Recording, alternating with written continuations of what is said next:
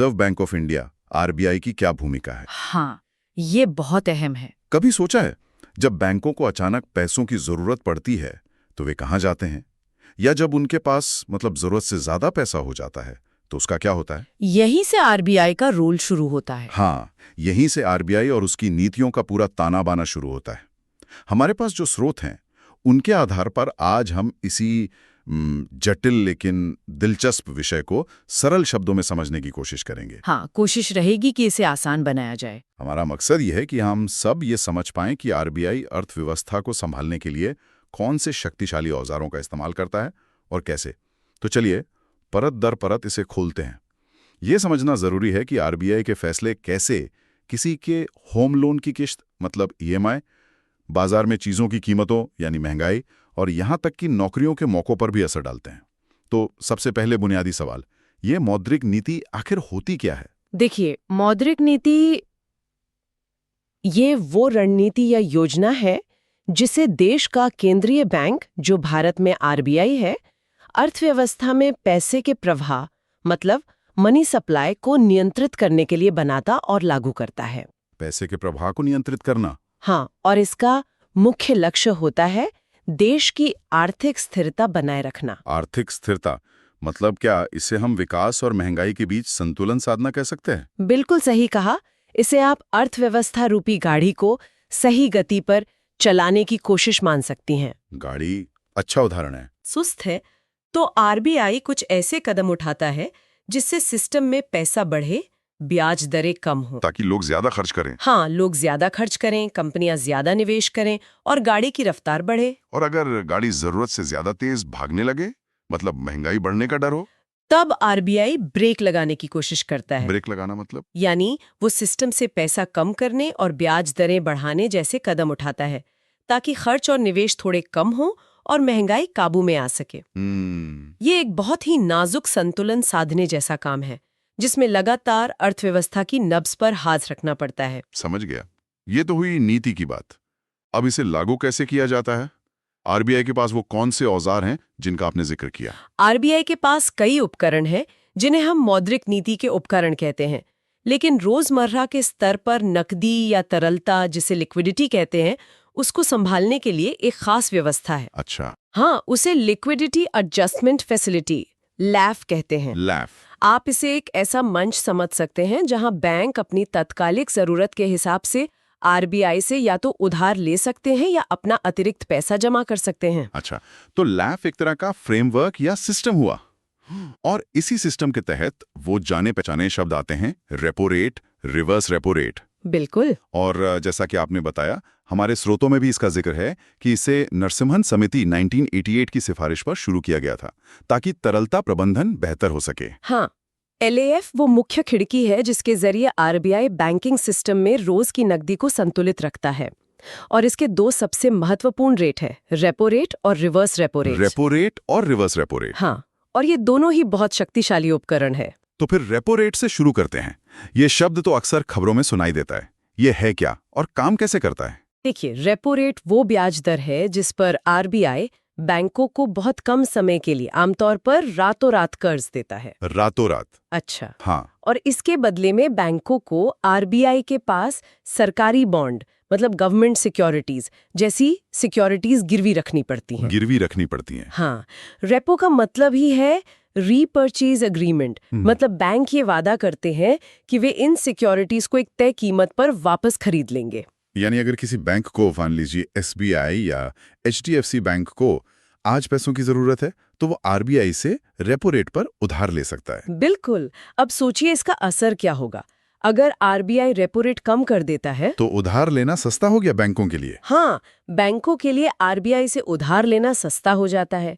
जब बैंकों को सस्ता पैसा मिलेगा तो वो भी आगे अपने ग्राहकों को, चाहे वो होम लोन लेने वाले हों, कार लोन लेने वाले हों या बिजनेस लोन लेने वाले हों, कम ब्याज दर पर कर्ज दे सकते हैं। और इससे अर्थव्यवस्था में खर्च और निवेश बढ़ेगा। सही पकड़ा।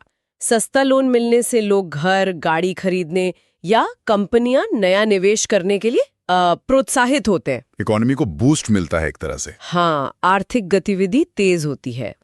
इसके उलट अगर आरबीआई को लगता है कि अर्थव्यवस्था में पैसा बहुत ज्यादा हो गया है और महंगाई बढ़ रही है तो वो रेपो रेट बढ़ा देता है। महंगा कर देता है उधार लेना। बिल्कुल।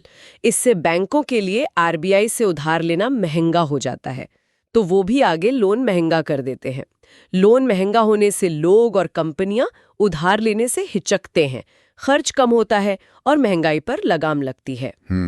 इसीलिए रेपो रेट में होने वाले बदलाव पर सबकी नजरें टिकी रहती हैं, क्योंकि ये आरबीआई का सबसे मुख्य और क्या कहते हैं सक्रिय रूप से इस्तेमाल होने वाला उपकरण है। ठीक है, ये तो हुई बैंकों के उधार लेने की बात। लेकिन आपने कहा था कि बैंक अपना अतिरिक्त पैसा आरबीआई के पास जमा भी कर सकते हैं। वो कैसे होता है? हाँ, यहीं पर रिवर्स रेपो रेट काम आता है। Reverse repo? रेपो का उल्टा? हाँ, ये रेपो रेट का लगभग उल्टा है। ये वो ब्याज दर है जो आरबीआई बैंकों को उनका अतिरिक्त पैसा अपने पास जमा करने पर देता है। अच्छा, आरबीआई ब्याज देता है बैंकों को। हाँ, जब बैंकों के पास दिन के कामकाज के बाद पैसा बच जाता है तो वे उसे आरबीआई के पास रिवर्स रेपो रेट पर जमा करके ब्याज कमा सकते हैं। इसका मतलब अगर आरबीआई रिवर्स रेपो रेट बढ़ा दे तो बैंकों को अपना फालतू पैसा आरबीआई के पास रखने में ज्यादा फायदा दिखेगा। हाँ, और ये एक महत्वपूर्ण बिंदु है। जब रिवर्स रेपो रेट बढ़ता है तो बैंक ज्यादा पैसा आरबीआई के पास पार्क करना पसंद करते हैं, बजाय इसके कि वे उसे बाजार में लोन पर दें। तो इससे क्या होता है? इससे बाजार में उधार देने के लिए उपलब्ध पैसा कम हो जाता है, यानी मनी सप्लाई घट जाती है। अच्छा, तो ये भी महंगाई कंट्रोल करने का तरीका हुआ? बिल्कुल, ये भी महंगाई को नियंत्रित करने का एक तरीका है। अगर रिवर्स रेपो रेट कम होता है तो बैंकों को आरबीआई के पास पैसा रखने में कम दिलचस्पी होती है और वे बाजार में ज्यादा उधार देना पसंद करते हैं, जिससे मनी सप्लाई बढ़ सकती है। तो रेपो और रिवर्स रेपो रेट मिलकर एक तरह का कॉरिडोर बनाते हैं, जिसके बीच अल्पकालिक ब्याज दरें घूमती हैं। Repo rate, reverse repo rate, इनके अलावा क्या कोई और दर भी है जिसका आरबीआई इस्तेमाल करता है? स्रोतों में बैंक रेट का भी जिक्र है। हाँ, एक बैंक रेट भी है। ये वो ब्याज दर है जिस पर आरबीआई बैंकों को लंबी अवधि के लिए कर्ज देता है। लंबी अवधि? रेपो तो शॉर्ट टर्म था। हाँ, रेपो शॉर्ट टर्म है, बैंक रेट लॉन्ग टर्म के लिए है। और इसमें आमतौर पर बैंकों को कुछ गिरवी रखने की जरूरत नहीं होती, जैसा रेपो रेट में होता है। बिना गिरवी रखे? हाँ, ऐतिहासिक रूप से ये एक महत्वपूर्ण दर थी, लेकिन आजकल इसका इस्तेमाल आरबीआई द्वारा नीतिगत संकेत देने के लिए ज्यादा होता है। नीतिगत संकेत मतलब? क्या इशारा? हाँ, मतलब बैंक रेट में बदलाव को अक्सर इस बात का इशारा माना जाता है कि आरबीआई लंबी अवधि में ब्याज दरों की दिशा के बारे में क्या सोच रहा है। अच्छा, हालांकि रोजमर्रा के नकदी प्रबंधन के लिए रेपो रेट और एलएएफ कहीं ज्यादा अहमियत रखते हैं। बैंक रेट आजकल पेनल्टी रेट के तौर पर भी इस्तेमाल होता है अगर बैंक अपनी रिजर्व जरूरतों को पूरा नहीं कर पाते। समझ गया। ये तो हुए ब्याज दरों वाले उपकरण। क्या आरबीआई के पास कोई ऐसा तरीका भी है जिससे वो सीधे बाजार से पैसा खींच सके या डाल सके, मतलब सीधे मार्केट में? बिल्कुल, और ये एक बहुत ही शक्तिशाली और सीधा तरीका है जिसे ओपन मार्केट ऑपरेशंस ओएमओ कहते हैं। OMO, open market operation? हाँ, इसमें आरबीआई खुले बाजार में सरकारी बॉन्ड्स या सिक्योरिटीज की खरीद फरोख्त करता है। ये एलएएफ के तहत होने वाले रोज के लेन देन से अलग है और इसका असर ज्यादा बड़ा और टिकाऊ हो सकता है। खरीद फरोख्त ये कैसे काम करता है? सुनने में ये थोड़ा ज्यादा डायरेक्ट लगता है। ये है भी डायरेक्ट। प्रक्रिया सीधी है। मान लीजिए आरबीआई को लगता है कि बाजार में जरूरत से ज्यादा पैसा है, मतलब लिक्विडिटी बहुत ज्यादा है, जिससे महंगाई बढ़ने का खतरा है। ठीक है। उसे सिस्टम से पैसा सोखना है। तो आरबीआई क्या करेगा? वो अपने पास रखे हुए सरकारी बॉन्ड्स को बाजार में बेचेगा। और बैंक या दूसरे वित्तीय संस्थान उन बॉन्ड्स को खरीदेंगे? हाँ, बैंक, बीमा कंपनियां, म्यूचुअल फंड या कोई भी इन बॉन्ड्स को खरीद सकता है। जब वे बॉन्ड खरीदते हैं तो वे आरबीआई को पैसा चुकाते हैं। तो पैसा मार्केट से आरबीआई के पास चला गया? बिल्कुल, ये पैसा उनके खातों से निकलकर आरबीआई के पास चला जाता है। नतीजा, बैंकिंग सिस्टम और अर्थव्यवस्था में उपलब्ध कुल नकदी कम हो जाती है। और अगर आरबीआई को अर्थव्यवस्था में पैसा डालना हो, जैसे कि मंदी के समय में, तब आरबीआई इसका ठीक उल्टा करता है।